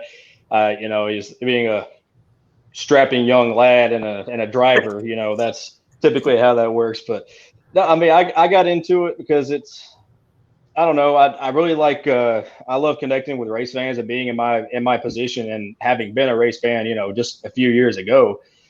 It makes me really happy to see them at the track and to see them interact and people ask questions and whatnot. I really want to know more, because one of the most irritating things I've ever heard is the turn left comment. That a lot of people think that's all it is, And after I got in here and realized how ridiculously in depth it is, getting that content out and seeing people interact with it and coming back and wanting to know more, it's not so much about being put up on a pedestal. I mean, everybody likes attention, but I like to see, the interaction, the interest, and maybe I'll be able to keep up. I don't know. I'm kind of running out of ideas here. You can only watch a pit stop so many times, but I don't dance and stuff, so that might be where he passes me. But that's the next step, Brandon. I guess we're just going to have to start dancing, I guess. We've got the weather dab. We're gonna need the Brandon something here. I don't know what it's gonna be yet. I'll come up with something. I don't know what that would even be. So Kyle, what's your passion in it? Like, I mean, what's got you going with TikTok? Just the fun of it, or what? He nailed it. I mean, that's the biggest thing is just engaging and interacting with fans. I mean, you're right. I mean, it is fun. I mean, it's enjoyable. I mean, kind of can use your creative side and kind of, kind of come up with some cool ideas or videos or whatever. I mean, I normally just kind of try to follow the trends or whatever. But, I mean, like he said, I mean, it's just something fun to kind of do on the weekends and weekdays or whatever. And then, like you said, I mean, just the biggest thing is kind of connecting and doing that with fans is fun too, and going on TikTok live and just enjoying it and having fun with it. Your buddy Mark, K9 Mattis, he took a good shot at you the other day. About the life-size decal. Man, he's just mad that I'm taller than him. I mean, I respect that. I mean, I'd be mad. That's true. And I think it's worth people finding it on there, but just so everybody knows, we went a little bit extra to make Kyle's life-size cutout for the suite like an inch taller than actual Kyle. So, and Mark called it out in the TikTok, which was awesome. And He did. I don't know that I've laughed that hard in a long time. Well, that was the first thing he said when he got into the suite. He's like, "That's not right. That's not right." I was like, "What do you mean?" He's like, "That's not right. That's way taller. That's not right." That was one of the first things he pointed out. Yeah, he pointed it out quickly. I think he's got us beat by a long shot. Yeah. That 3-point-something million. That's a hard pedestal to beat there. But I don't know if that was the best watching that video whenever I was leaving the racetrack or that random guy. And I heard you guys talking about it. I was just joining. That random guy in there was pretty good right before you were leaving as well. Did you know who he was? I had no idea. No, I had no idea who it was. I have never seen him. How would you know? How would you know? How would anybody know? That was good. No, I mean, all seriousness, that was fun. Yeah. Brandon, what you guys were talking about when I first got here. You're talking about how much Atlanta sucked. So I actually didn't get to tell this story to anybody because I was still pissed off about it up until about an hour ago when it got resolved. I don't know if Kyle's heard this yet, but so every time I go to Atlanta, dating back to when I was first joined the Marine Corps and had to go from North Carolina to Alabama on leave, every time I go through Atlanta, something bad happens. Every time. So this time, everything went fairly well until we went to go leave. So Ed, our crew chief for Bailey, who I was pitting for, it's just how it works, but I was pitting for him at Atlanta. And so I had gotten in Ed's truck to go to Atlanta, threw my bag in there, and my truck keys fell out. So we met at an area that was 15 miles from my house. So we leave the race. Ed says, "See you later. We're out." And we're still loading up the car. I was like, okay, I didn't think about it. Whatever. See you later. Well, we get back to my truck at 2:30 in the morning. And I don't have my keys. So I sat by my truck for a while, trying to, racking my brain, trying to figure out what it was, where they were, figured them out. Ed wasn't answered. I'm sure he was probably either sleeping or just really in his drive. Dude, everyone was asleep. Like, I couldn't get in touch with anyone, and Ubers weren't picking up. There were no Uber drivers, no Lyft. So I had to walk the 15 miles back to my house. And it took me 3.5 hours to get home. So I got home about 5:30 Monday morning. I just got my keys back today. Miles? Yeah, man, it was rough. I thought you looked a little bit skinnier. Yeah. So where were you stationed at where were you stationed at in North Carolina? Camp Lejeune. Lejeune, yeah. Yep. You really walked 15 miles. So your keys fell out. Brandon would have just slipped. There's no way Brandon or divers would have walked 15 miles. He would just crawled in the back of the truck and just prayed that he made it to the No, so Brandon, as an overweight guy, I've got a tip for you in case this ever happens again. Okay. like check Domino's, Pizza Hut. If any of them delivery services are open, I have gotten a ride with one of those guys before. Like if you order a pizza to that location and tip them, they will take you home. We've done it before. So man, I was trying to wave down. The only people that are on the road at 3 a.m. are, druggies and cops. So I was trying to wave down a cop, and he didn't even stop, dude. I was going to use Kyle as a bargaining chip, like maybe we can get some hero cards or something. I know a NASCAR driver. That was miserable. Halfway home, it started raining. Oh my gosh. Oh, so guys, we know we've had you on here for a while. We're going to get ready to let you go, but I want to show this to the people on tonight. And Kyle, we can talk about this a little bit, but we're excited to announce the partnership with LOF Defense Systems for the Martinsville race on April 9th. So LOF Defense Systems, they make body armor, but one of the things they do and do very well is their K9 protective ballistic vest. Both Raider, K9 Raider and K9 Mattis both use that vest. And the cool piece of this is we not only partner with LOF, but LOF works with an organization called Brady's K9 Fund. And what they do is they raise money to give protective vests to canines. A lot of departments don't have the budget to put these protective vests on canines. So Brady is a kid. He's 11 years old, I believe. And he just 1 year, he found out that these dogs weren't getting vests. So he went to his mom and said, I want to give my birthday money to the local department so they can help buy vests for dogs. So they started this whole organization.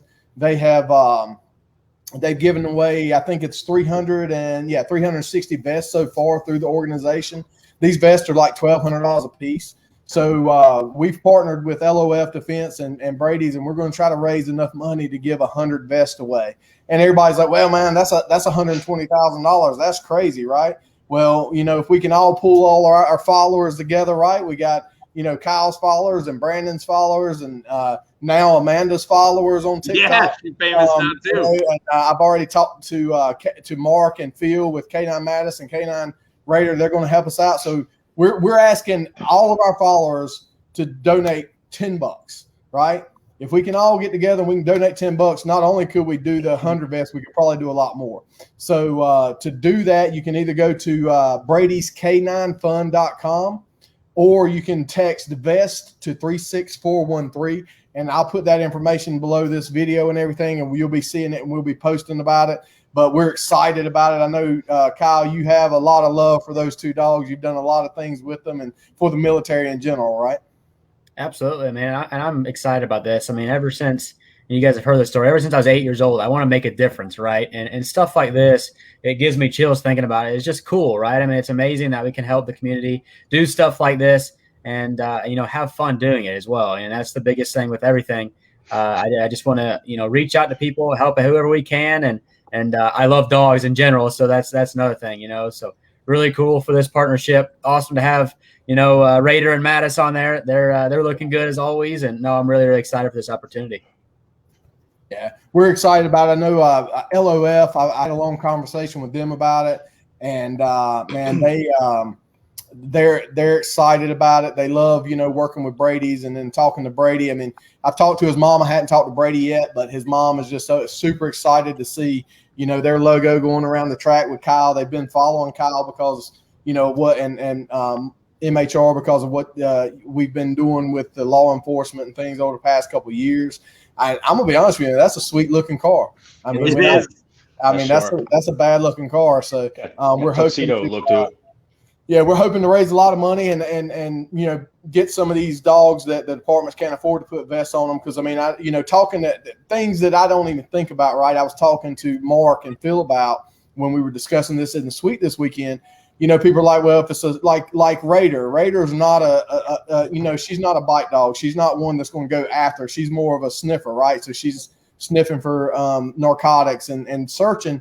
But he's like, what people don't realize is in shootouts, these dogs are in the back of the car, and they've had several dogs that were killed because they were hit while they were in the car. They, and stuff like that. So it's things I don't think about. So, I know, if we can just, if everybody, if you can go up, like I said, to Brady'sK9Fund.com, or you can text VEST to 36413. donate $10. It's only going to take 12,000 of us to do it, and I know there's 12,000 watching right now. Every night. Hey, divers. Jeff Wayne has the comment of the life, and I'm throwing it out there for you. But Jeff's saying, if we reach the goal, if we raise $120,000 to buy 100 vests, will you put the bite suit on? Let Mattis at you. 100%. Absolutely, I'll 100% commit to that. I love it. Oh yeah, I love it. No doubt. Well, I can tell you, I'll start this off tonight. I'll be putting some money on there tonight, then right away, because I'll tell you, that's I'm gonna donate right now. Yep. That's right. That's right, man. If we could double up, better be quiet. Let's get to the goal first, right? I was going to say if we can double up on that, I'll do it without the bite sleeve. But let's just get to the goal. Don't worry about that. Yeah, no. Let's just get to the goal. Mark's finger the other night, I know that thing was like. He's like, he did this play, and then his finger's like, I mean, it's I'm like, no. Yeah. I thought lost the finger. Who was it that about lost the finger a couple times, like because they were picking the toy up too fast or something? I thought that was you. I think we all did at one point. Well, Brock I know. It was Brock. Yeah, Brock.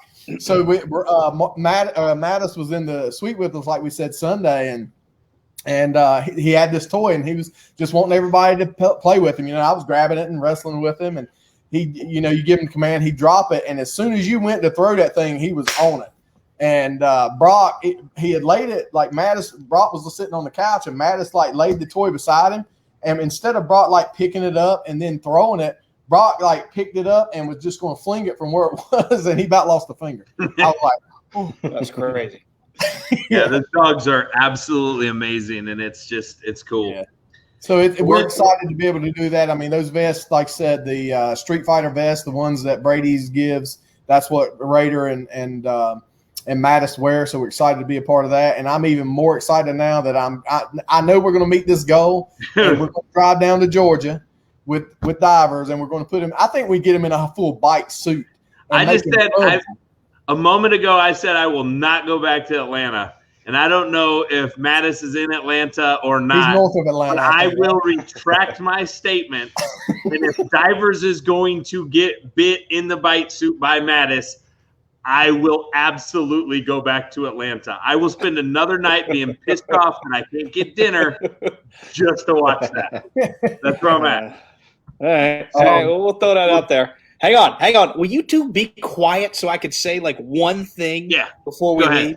God, hey, Brandon, so I've got a couple really good friends that were Marines, and I got the opportunity to do be a Marine for a day thing and go out to Quantico and shoot M4s and go in an Osprey, which was probably one of the top, 3 coolest days of my life.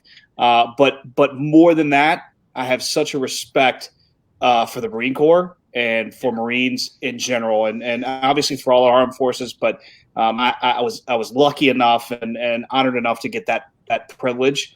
And so I just want to say thank you for what you do and the sacrifice you made for our country. People don't understand how, and again, everybody goes through it, but man, I got so much respect for Marines. So thank you.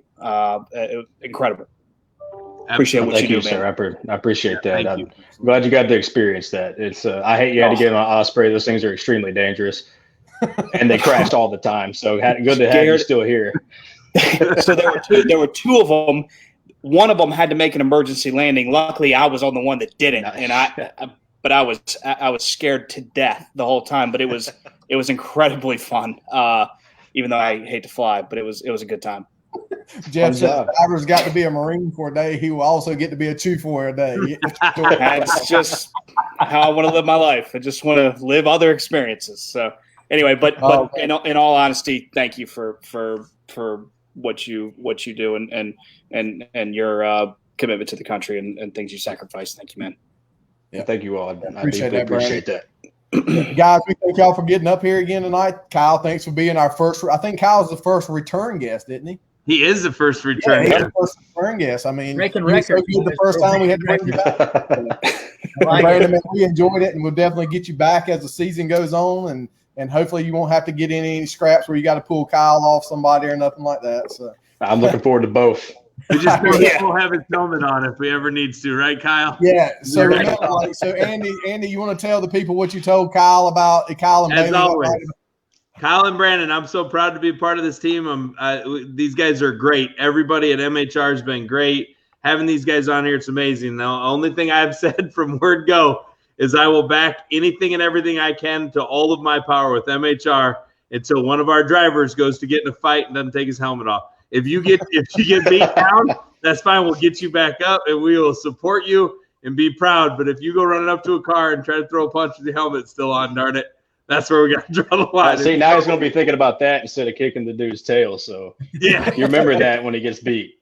When he throws that helmet off, he's going to have full aggression. It's going to be on. We're good. It'll be good. But no, guys, you guys both do a great job on TikTok. You both do a great job at the track.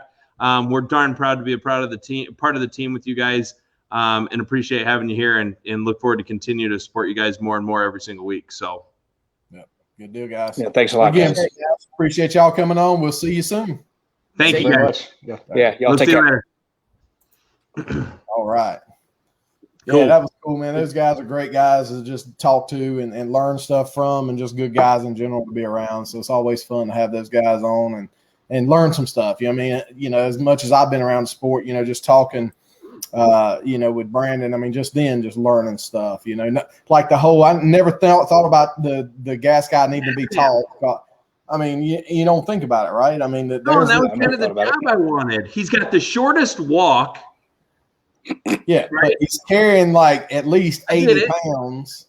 Yeah, but I get that it's heavy, but I never in my life would have thought about the fact that, what did he say? Guys that are 6 foot are generally on their tiptoes. That never even crossed my mind. Yeah, because you think about it, you walk up to the side of the car, it's low, right? And I'm sure like when they're jacked up on the right side, it's even better. It's right there. But when they jack it off on the left side, you don't even think about how much you have to lift up to get it. So it's crazy. Crazy. Yeah. But it was good times, man. And I'm super excited about this whole the raising the money now. We have definitely got to hit this number. Yeah. Divers, I'm gonna say you were the highlight, man. I'll talk to the team and see if we can get your face photoshopped into a bite suit. Just to help from a promotional standpoint. You dressed up in if we could get a bite suit as a hot dog and just have 12 canine dogs lined up around him and use that as the promotion. I love it. Yeah. I want a helmet. I get to wear a helmet though, right? They put you in a helmet. They're not going to go for your head. I don't want him. What about my neck, man? I think they're going to tell you not to run as long as you don't run. And I honestly don't know. I know that you're more man than me. Amanda thinks her old man video is going to go viral. Wait till she posts that TikTok. Yeah. This is what we do at Wolfpack Racing. This is awesome. Perfect. I cannot. For me, I've seen divers when he gets that little bit of nervousness in the sweat, and I'm there to support you, man. I will cheer for you. But the nervousness of signing that, because I'm sure there'd be some sort of release waiver, that's when it's going to get real. Just like the vasectomy thing, you're going to have to sign away oh boy, here we go. So Sadie's already on top of it. Divers in a bite suit for a Facebook ad. Absolutely. Start up on it, Sadie. You got this. Let's get with Amanda and get that stuff set up for tomorrow. That's awesome. Dude, that's what it was like when I got in that Osprey at that thing. I was so psyched about it. I was like, these things are so cool. And then they strap you in, and it's not like a little seatbelt. It's one of these, and you're strapped in the side, and then that thing starts coming off the ground, and I was like, I don't know if I want to be. I really don't think I want to be on this thing anymore. I'm surprised as the fears you've talked about of flying. I'm surprised you even did that. I was scared out of my mind. I'll send you a picture. Somebody took a picture of me, and I was like, it was pretty bad. So this will make you feel good. It kind of made me feel a little good today. So Mackenzie comes in here a little while ago. She's doing her CAPS meetings and all. She comes in a little while ago. She says, the plane that I flew on for my orientation ride? I said, yeah. She said, they retired it. I said, they retired it? Why? She's like, yeah, they found a pretty sizable crack in the landing strut. So they retired it. Yeah. Why we get nervous about flying? Do you know how many air disasters I've watched where it's called metal fatigue? is what it's called. It's metal fatigue. And it's because these things have flown for years and years and years and years and years, and they try to get all the mileage they can out of it, and they go just one flight too far, and there's a little crack, and that little crack, you know what that little crack can turn into? A freaking catastrophe and an episode of air disasters. That's what it turns into. Aside, these cat planes they use, they're technically considered Air Force aircraft, right? And they get serviced like crazy, all the time. So this just kind of weird. But we do have, it's pretty cool too, is like they're trying to figure out what songs they're going to do for the TikTok divers. It says the Oh no, this isn't a feel like a woman type of moment. Like this shit. And then Amanda says the proud moment for divers. I do. I just started sweating. I feel like a woman. So divers, I'll support you on this. We'll play whatever song you want. This is yours. This is like fireball type of music for you on this one. I already started sweating. I can feel it right here. It's already there. Yeah, because we can raise $120,000. Absolutely. I'm really hoping that's out of reach. Especially once Mark realizes that he can sick Mattis on somebody again. Because think about it, Mattis is retired, right? So Mark's going to be able to sick Mattis on somebody once again. Mark's going to be like pushing this thing big time. If you go and watch some of the slow motions of how he bites, like as much as you watch air disasters and then freak out about flying, you're probably going to spend all night on TikTok watching Mattis bite, and that's dude awesome. Has a fake fang. I mean, that thing is. I mean, it's silver. I mean, are you kidding me? That thing looks like it's going to hurt. It's not even real. Yeah, wait till you look at Phil's TikTok, K9 Raiders TikTok, and he's like, I help with the Raiders not a bite dog, but I help with the training, and he goes, it doesn't hurt that bad, and it's yellow. The other part, he's also got a tat. I'm gonna get bit by a dog, possibly if we raise enough money. It's got a tat. The tattoo on the dog. Yeah. But I've already reached out to a couple organizations that are heavily involved in law enforcement that are excited about this. I'm going to put it out to all their people. So I don't really think so. I think they're probably trying to secure. Yeah, they're taking care of their funds. Hopefully, is what they're doing. We've got a few people to reach out to. That's good. Yeah, please donate. Yeah. So everybody that's here watching tonight and commenting, please go to Brady'sK9Fun.com and donate. So we can see an awesome video of divers getting bit. So great. So we're excited about that. So all right, guys. So who won last week's picks? I can't remember. Oh man, I think we know. I think everybody knows who won. No, we're not off this week. I'm proud of Ray for winning. I'm more proud of Brandon for losing.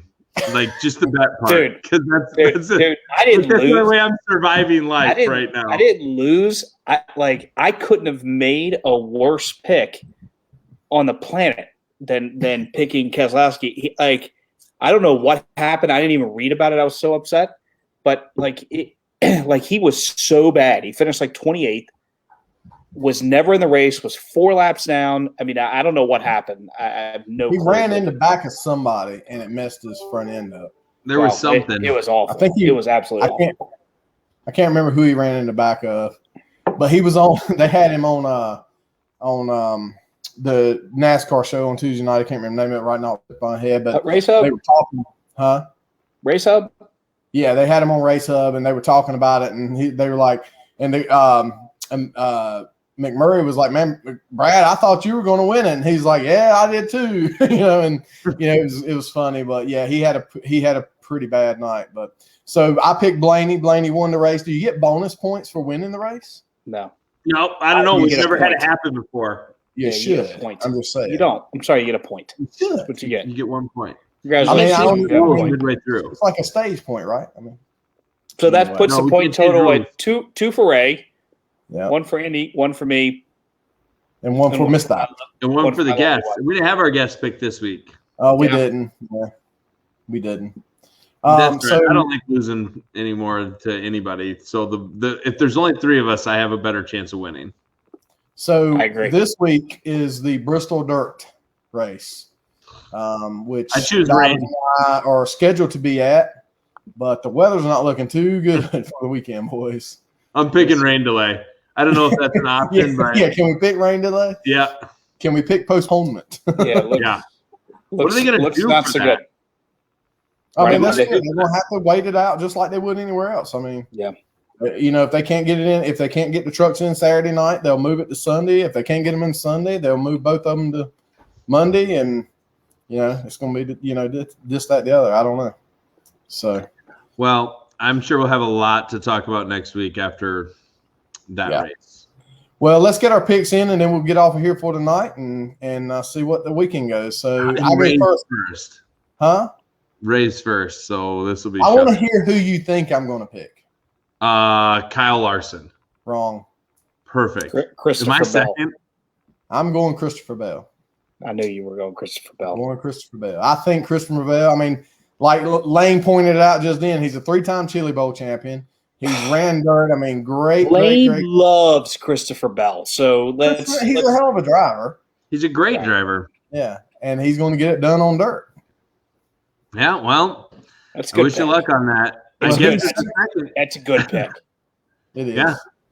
Well, and I'm second pick, right, Divers? That's correct. Yeah, Martin Truex was up there. So, yeah, I mean, it was a debate for me. I guess I wasn't even thinking of Bell on it, but Reddick is a good option if he can run the way it was. But I don't know. Reddick looked like, I don't know.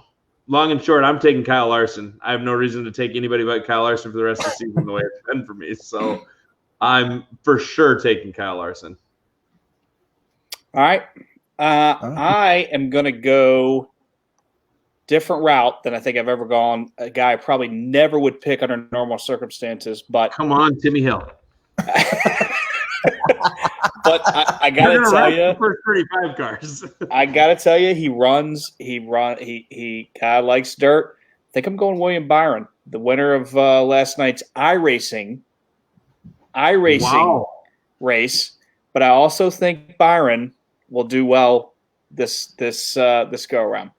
I like. I'm gonna tell you somebody that's would be considered a sleeper and would not be considered a sleeper anywhere else. That you better keep an eye on is Kyle Busch. I'm sorry, what? You heard me. Okay. All right, we're gonna go with that. No, I'm staying with my pick. I'm just saying Kyle grew up on dirt. Did you see him running Bristol the other night? I saw him. Hey, I thought about Austin Dillon as well. Austin Dillon was one. Austin Dillon ain't a bad pick. I mean, he ran. Austin can run some dirt. When Richard was, did you hear Richard talking about the track when he was in the suite? Yep. He's like 2-3 foot holes. I don't know how they're going to get this cup race in. 250 laps altogether. Well, it's more than that, dude. They got heat races and everything else. I mean, it's not just they got to get the race. They don't run those on Sunday, though, do they? Oh, they're running heat races Saturday night. They get. Well, I don't know about. I haven't looked at the schedule, but I know the heat races start. I think for the trucks at 3 on Saturday. Yeah. And then I think there's truck. Then there's heat. I got to tell you that the Bristol, they've done a great job promoting this. A poor job of they got everybody excited, and then they're like, "You'll find out when you get here what time the race starts." I couldn't find it on their website today. I didn't even know it was a Sunday afternoon race. Did you see how they're setting the truck field? So there's 4 heat races. There's 44 entries. There's 4 heat races. You get points for how you finish, but you also get points for how many trucks you pass. So, oh God. Oh no. Oh no. Oh no. How will they know? How will they know? They'll never know. This is why we have to have our 90-minute cutoff, 90-minute cutoff. Because now we might as well talk about this until he figures out. I'm waiting for the message to say, so guys, if you want to tune into me and Brandon's phone call until Ray gets back, we once again cannot shut this damn thing off now that our pilot left.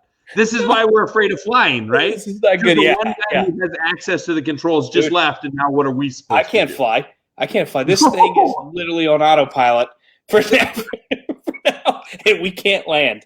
We cannot land until he shows back up or wakes up. I was going to get some poker stars in, and not. What happened? Did you do that on purpose? No, what? Yeah, no. It looks like you ran to the bathroom. Actually, did you run? You ran to the bathroom. That's awesome. Can you just tell us that it's coming? I've been over this past weekend. Andy and I talked about it. I think I gained right at 10 pounds. Oh my gosh, I did too. And so I've been on the, of course, the, our intermediate fasting again, and been drinking. Sorry. What are you doing this about? Did you see who Betty picked? Oh, Kyle Larson. Yeah, she did. She didn't pick Harvick. Whoa. I did not mean to interrupt you. I want to hear about the fasting thing, but whenever Betty agrees with me, I know that I have so much better likelihood of winning, and that makes me happy. Yeah. Now, Jeff, I didn't have to duke you. It would have took a lot longer than that. I've been drinking these things all that. I probably drink, I don't know how many of these days, and it caught up with me. But I was looking, I'm trying to find, so I think I've got let's see. So, Ray, this is my question, because this is what I tried to figure out. I don't even know what I ate the whole time we were there. How did I put on 10 pounds? It had to be drinking. I mean, that's the only thing, because the same thing. Well, yeah, we did. I mean, you figure the alcohol and mixers, and then we were drinking a lot of beer too the Saturday. Yeah, I suppose so. Could be the corn dogs. Oh, the corn dogs. Yeah, but I figured I was losing weight after eating the corn dogs. So, David, that gets us back. Yeah. That gets us back to what happened to you Saturday night. Like, we get back to the hotel, and we're all trying to figure out what's going on. Divers is nowhere to be found. Gone. I got the stomach. The willies, if you will. And so I woke up at 3 in the morning with the meat sweats. I don't know what happened, but I woke up, I started sweating. I knew where I was. It wasn't anything crazy. I started sweating, and I was like, what is happening? Got up, drank a bottle of water. I walked around the room. I must have done 10 laps around the room at 3:30 in the morning. Visited the bathroom a few times. I was feeling crummy, and then finally came down that morning. I had a cup of fruit, which I think my body was like, "Ooh, what is this? Fruit and nutrients and nice things." And I had an orange juice.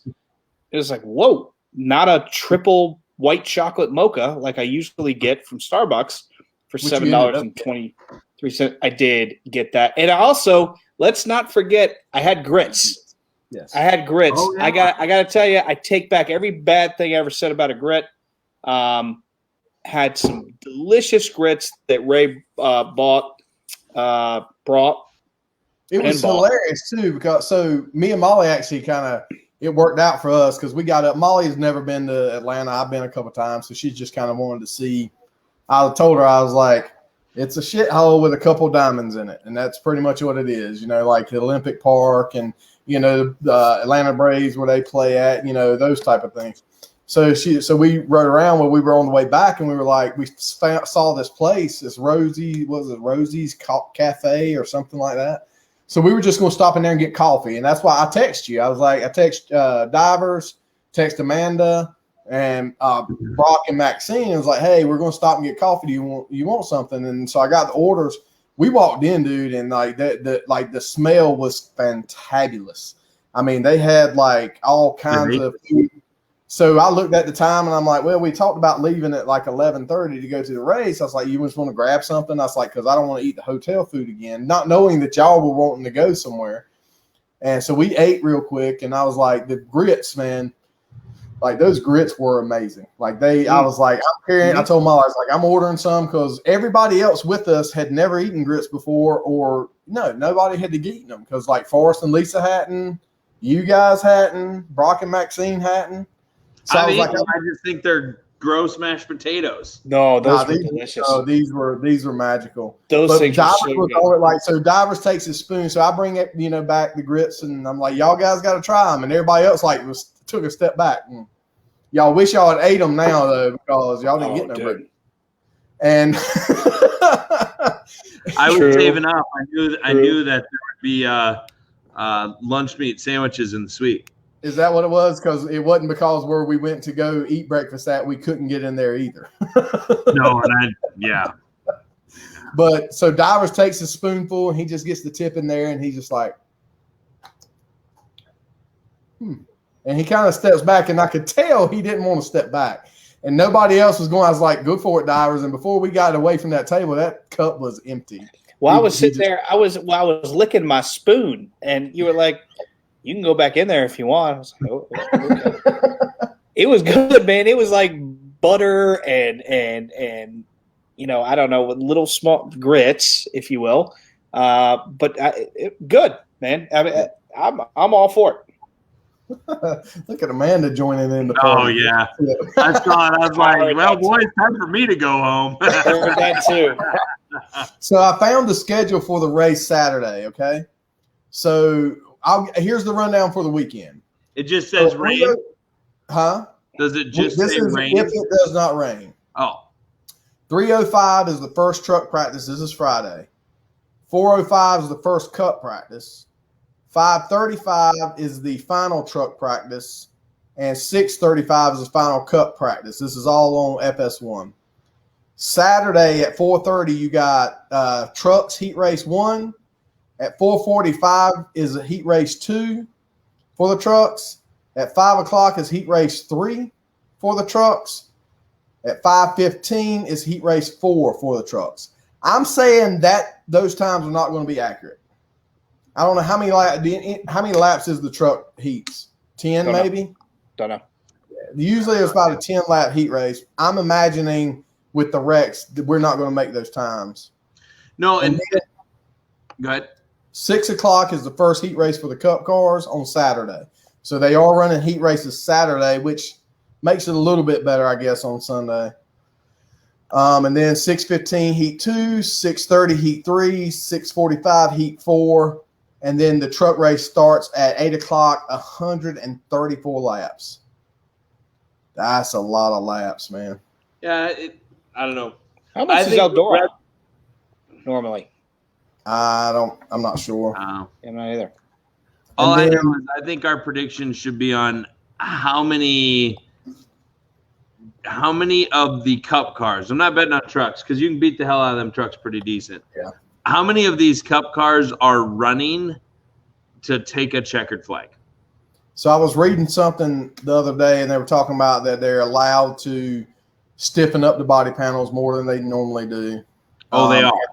Yeah, and they're stiffening up the upper A-arms and stuff on the front suspension more than they usually do. All I know is I heard Richard say how much they spent to build 6 vehicles, 6 cars for this, because they obviously provide chassis and bodies and stuff for engines, everything, I guess. Yeah. For some of the other teams and stuff as well. But they built 6 cars for this weekend, and I was like, so color me as the guy who's never going to be a cup owner, because that's crazy. I can't imagine it. Yeah. And they're just going to go wreck them. So Lane said you'll go crazy if you ever gets any Cajun grits there. Dude, I lived there for 5 years and never had any, and I'm And then Miss Betty agrees with him. So next time you're in Louisiana, you got to get you some Cajun grits and shrimp. I'm disappointed. I always avoided it. I avoided it because I didn't think grits were any good. But now I know. So, how many laps is the cup feature? 250. So I'm with Jeff. Let's vote on how many yellow flags are on that. 20. I was trying to figure out how many you get because I'm guessing we're going to have about 60 green flag laps total. Like 20. If they run, unless they get into and they're not going to follow the leader. There should be a high line, low line. I don't know. I have no idea what this track's going to be like. It depends on what the track does. So if the track rubbers up, it depends. Well, it just depends. I mean, I think there'll be 30. I think there'll be 30 plus cautions on it. I think these cars are going to slide like crazy. I think they're going to wreck every time they go in. I think you're going to be at 30 plus cautions. I think a lot of people are going to end up being like, this is going to be my entire Sunday if they run from like 1 till 11. Yeah. I don't know. What do you think, Ray? I think there's going to be a lot. I don't know if there'll be 30. I mean, I think there may be 15 to 20. I don't know if there'll be 30. At the point you have 15 to 20, at the point you have 15 to 20 cautions, there's not going to be enough cars out there to be bumping into each other. You know what I mean?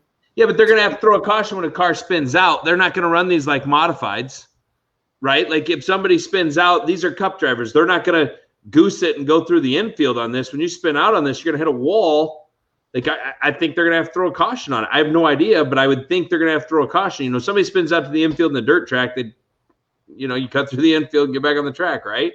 If any of these teams were smart, they would cut the power down on their motors. Well, that's some iRacing stuff I don't know anything about. I'd try. All right. Great. What do you think, Divers? How many cautions? He said 20. 20. 20? Okay. Yep. Raise it. I have 30, you have 20. Ray gets the spread. I'll get a 15. How that works. Take 15. All right. I'll take 15. So all right, it's going to be interesting, fellas. Tomorrow night, watching some of the practice is going to be interesting. I guess that'll kind of give us an idea, what it's going to look like. So hopefully Divers and I will be there and it won't be raining. I don't know. Forecast isn't looking really good, though. No. Almost just have to go up tomorrow just to see them on the track before it rains out the weekend. Yeah, no kidding. So, all right, guys. Thank y'all for right. Miss Betty threw in there 31 calls. 31. And a girl, Betty. Right. 31 calls. I'm shocked she's not betting on Hemric. I guess it's because he hasn't really run well at all this year. I don't mean that towards you, Miss Betty. He's been pretty bad. Yeah, we're great.